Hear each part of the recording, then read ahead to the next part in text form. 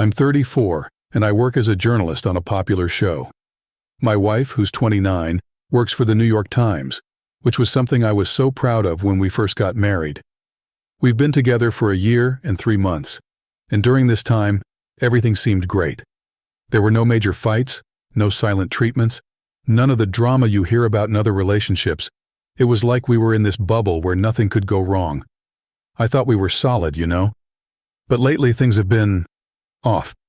It's hard to explain, but she's been distancing herself from me, and I don't know why. There's been no reason for it, at least nothing that I can think of. I'm sure you know what I mean when I say that gut feeling starts creeping in, telling you something isn't right, but you have no idea what's causing it. That's where I've been for the last few weeks. It started with small things. She stopped laughing at my jokes, and I swear, she used to think I was the funniest guy on earth. Then, she started staying late at work more often, and I know the newspaper business can be demanding. But this was different. When she came home, she seemed distracted, almost like she was just going through the motions. At first, I thought it was just the stress of work, but as time went on, it became clear it was something else. She wasn't just tired, she was distant, and that distance between us kept growing, like a wall slowly being built brick by brick. I was perplexed, to say the least. We hadn't fought, there were no major life changes, nothing that I could point to and say, this is where it all started. So, one evening, I decided to try and figure out what was going on. We were sitting at the kitchen table, and I tried to start a simple conversation. You know, the usual stuff. How was your day? Anything interesting happen at work? Just trying to get her to open up. But her responses were short, almost like she was annoyed that I was even asking. She just said work was fine, that she was busy, and that was it. I pushed a little, asked if something had happened at work to upset her, but she just shrugged it off, saying everything was fine, just busy. Her tone was cold, and I could feel this pit in my stomach growing. I didn't want to push too hard, but I also couldn't just sit there and let this go on without trying to understand what was happening. So, I brought up the fact that she'd been distancing herself from me. I told her that I'd noticed it, and I was worried. I said that I just wanted to help, that I was there for her if something was bothering her. That's when she went from being cold to downright rude.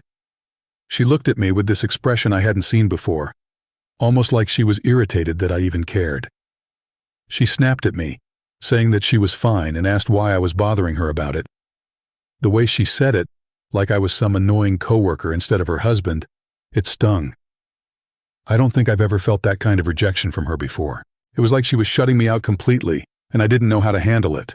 I didn't want to lose my cool, but I couldn't just sit there and let her talk to me like that. So I did something I don't usually do. I got firm with her. I told her, in a quiet but serious tone, that it would be better if she just told me what was going on, or else it would get worse for both of us. I didn't mean it as a threat, but I needed her to understand that this couldn't go on. She needed to open up, or we were going to have bigger problems. But instead of calming down or trying to explain, she got up from the table, saying she wasn't hungry anymore. She grabbed her coat and purse, then said she'd be spending the night at Krista's. Now let me tell you about Krista. She's one of those genuinely good people who's been there for both of us during tough times. She's been a solid friend, someone I thought I could trust to be a steady influence. As soon as my wife left, I sat there stunned, trying to process what had just happened. I couldn't believe that this was my wife, the woman I'd been so close to for the past year and a half. I kept running the conversation over and over in my head, trying to figure out where it went wrong, what I could have said differently, or what I had missed that led us to this point. But I couldn't come up with anything. Then I thought about Krista. Maybe she could help me figure out what was going on. If anyone could get through to my wife, it would be her. So I pulled out my phone and sent Krista a message. I warned her that my wife would be coming over and asked if she could try to figure out what was going on. I told her that things had been weird between us, and I didn't know what to do. Krista, being the kind-hearted person she is, replied almost immediately, saying she'd do what she could and that she'd keep me in the loop. With that taken care of, I still couldn't shake the feeling that there was more going on here, something that my wife wasn't telling me. My mind started racing, and before I knew it, I found myself thinking about her computer. She'd always been pretty private about her work, but it wasn't like she had anything to hide, or so I thought. But with the way she'd been acting, I started to wonder if maybe there was something on there that could explain all of this. I know it might sound paranoid, but at that moment I felt like I didn't have any other options. I just wanted to know what was going on. So I decided to check her computer. It was a bit of a desperate move, but I couldn't help myself. I had to know if there was something, anything, that could help me understand why she was pulling away from me. Now, I know some of you might judge me for what I'm about to say, but desperate times call for desperate measures, right? I'd done this sort of thing before, but not for something like this. As a journalist, I've had to dig into some pretty private areas to get to the bottom of a story. It's not something I'm proud of, but it's part of the job. And now, it seemed like my marriage was turning into one of those stories where I needed to find the truth, no matter how ugly it might be. I was going to install some software on her computer to track her correspondence and activities. I'd done this with some people before, and it had helped uncover things they were trying to hide. I felt sick even thinking about doing this to my wife, but I didn't see any other option. Something was wrong, and I needed to know what it was. I headed to our home office where her laptop was still sitting on the desk. My heart was pounding in my chest as I booted it up. I felt like a criminal, but I pushed that thought aside. I wasn't doing this to hurt her. I was doing it to save our marriage, or at least to understand what was happening to it. When I tried to log into her work programs, everything was blocked. Of course it was. She was smart and knew how to protect her work data. But that didn't surprise me. I was prepared for this. I had a flash drive tucked away in my suitcase, one that had some software I'd used before. It was nothing fancy, but it was effective. I plugged it into her laptop and got to work. The installation took a few minutes, and each second felt like an eternity. I was nervous, sweating even, but I kept telling myself that this was the only way. Once the software was installed, I had access to everything. It was like opening a door to a world I never wanted to see. First, I opened her emails, mostly work-related stuff, nothing suspicious there. Then I moved on to her social media accounts, scrolling through messages that were innocent enough. But then I got to her messaging apps: WhatsApp, web chat, Skype. My hands were shaking as I clicked on each one, not knowing what I'd find. And that's when I saw it. A chat with someone named Stephen P. The messages at first seemed harmless, just a few automated responses here and there, nothing unusual. But as I scrolled further, I noticed a shift. There was a message from Stephen P. suggesting they meet for coffee one evening. That's when my stomach dropped. I don't know if you've ever had that moment when everything you thought you knew just shatters in front of you, but that's exactly what happened. I kept reading, hoping I was wrong, that there was some other explanation, but as I went further, the messages became more flirtatious. What started as a simple coffee meetup quickly escalated into something more. The words on the screen turned from innocent banter to flirting, and then into outright romance. I couldn't believe what I was reading. My wife, the woman I'd married, the woman I thought I knew better than anyone, was having an affair. And not just any affair, but one that was unfolding right in front of me, in the messages I was reading on her screen. I felt like I'd been punched in the gut. My hands were trembling, and my breath was coming in short, sharp bursts. How could this be happening? How could she do this to me? I needed answers, and I needed them fast. I decided to call Krista again. Maybe she knew something about this Stephen P. guy. I figured if anyone could give me some insight, it would be her. I grabbed my phone and dialed her number, trying to steady my voice as I waited for her to pick up. "Hey Krista," I said, trying to sound casual, though I'm sure she could hear the tension in my voice. "Listen, do you know someone named Stephen P.? My wife mentioned him, and I was just curious if you might know who he is." There was a pause on the other end of the line, and for a second I thought maybe she did know something. But then she answered, sounding genuinely confused. "Stephen P.?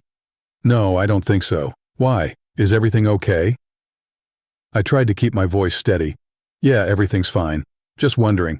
By the way, has my wife come by yet? She said she was going to spend the night at your place." Krista hesitated and my heart sank even further. "She hasn't come by, and she hasn't called. Are you sure she was coming here?" That was the last thing I wanted to hear. She'd lied to me again. I thanked Krista and ended the call, my mind racing. Who the hell was Stephen P.? And if my wife wasn't at Krista's, where was she?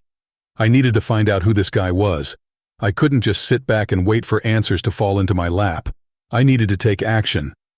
Through one of her emails linked to vKontakte, an old social media site she had barely used, I managed to dig up some more information. I found his full name, Steven Peterson.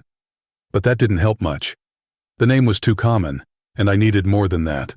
I knew I had to call my best friend. He's been like a brother to me since we were kids, and he also happens to be an investigator. If anyone could help me get to the bottom of this, it was him. I grabbed my phone and called him, my heart pounding as I waited for him to pick up. When he answered, I didn't waste any time. "Hey, I need your help. It's about my wife." There was a pause on the other end, and I could tell he was trying to process what I'd just said. "What's going on? Are you okay?" "No," I admitted, my voice cracking. "I think she's cheating on me, man. I found messages on her computer with some guy named Steven Peterson. I need to find out who he is, but I can't do it alone." He didn't hesitate. "All right, I'll help you. But you have to promise me you'll keep this between us. If my boss finds out I'm doing this off the books, I'll be in deep shit." "Of course," I agreed, relieved that he was on board. "I'll keep it quiet. I just need to know who this guy is." We agreed to meet in an hour at a bar we both knew well, somewhere we could talk without being overheard. Before we hung up, he asked me to take screenshots of the messages and write down Steven Peterson's email address. I did exactly that, my hand still shaking as I documented the evidence of my wife's betrayal. As I sat there, waiting for the time to pass, I couldn't help but replay everything in my mind. The way she'd been acting, the coldness, the lies. It all made sense now, but it didn't make it hurt any less. I felt like my whole world was crumbling around me, and there was nothing I could do to stop it. I knew that meeting my friend was just the first step, but I had no idea what I'd find once I started digging into this mess. All I knew was that I couldn't stop now. I had to find out the truth, no matter how painful it might be. I had to know who Steven P. really was and what he meant to my wife. I still remember how my hands were shaking as I gathered everything my friend had asked for, the screenshots of the messages, the email address, everything. It felt like I was preparing for a battle I didn't want to fight. I threw on a jacket, grabbed my keys, and headed out the door. My mind was racing the whole time, and honestly, I wasn't sure what to expect. I knew my life was already turning upside down, but I had no idea just how much worse it could get. When I arrived at the bar, my friend was already there, sitting at a corner table. He greeted me with a somber look, the kind of look that says, "I'm here for you, but this isn't going to be easy." Asterisk. We didn't need to say much. Just seeing him there, ready to help, made me feel a little less alone in all this. But even so, the weight of everything that was happening hung heavy over us. "Hey man," he said as I approached. His voice was soft, almost hesitant, like he knew this wasn't just any ordinary meetup. We shook hands, and he pulled me in for a quick, tight hug. "I'm so sorry you're going through this. I'll support you as much as I can." We sat down at the bar, ordered a couple of beers, and got right into it. I handed him my phone, showing him the screenshots of the messages between my wife and Steven P. He scrolled through them with a grim expression, nodding every now and then. It was clear he understood the gravity of what we were dealing with. "Okay," he began, setting my phone down on the bar. "Here's what we're going to do. I'll dig up everything I can on this guy, Steven Peterson. We need to know who he is, what his deal is, and how long this has been going on. But you've got to promise me, man. This stays between us. If my boss finds out I'm doing this off the books, I'm screwed. You understand?" I nodded, swallowing the lump in my throat. "I get it. I won't tell anyone, I swear." He gave me a sad smile, the kind that made me realize just how serious this was. "By tomorrow, I'll have everything we need. Just hang in there, okay?" We clinked our beer glasses together, but neither of us really felt like drinking. We were just going through the motions, trying to make sense of a situation that seemed impossible to grasp. After a few more minutes of talking, mostly about logistics and what to do next, we finished our beers and parted ways. As I walked out of the bar, my phone buzzed in my pocket. It was Krista. My heart skipped a beat as I answered, hoping she had some news about my wife. "Hey Krista," I said, trying to keep my voice steady. "Hi," she replied, and I could tell from her tone that something was wrong. "I've been waiting for your wife, but she never showed up.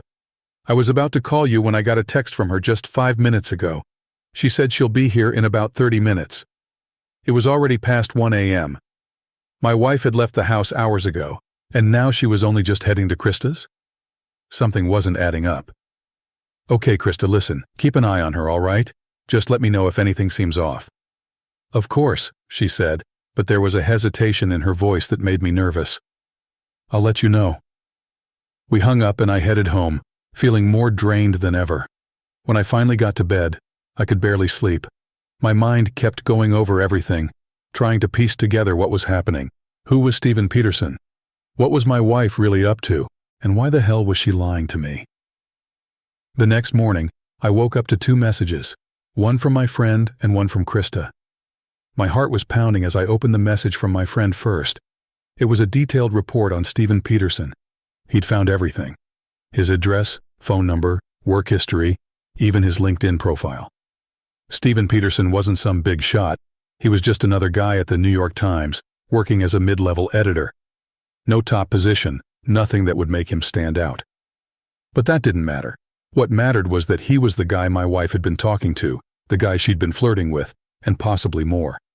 I felt a rush of anger as I read through the details.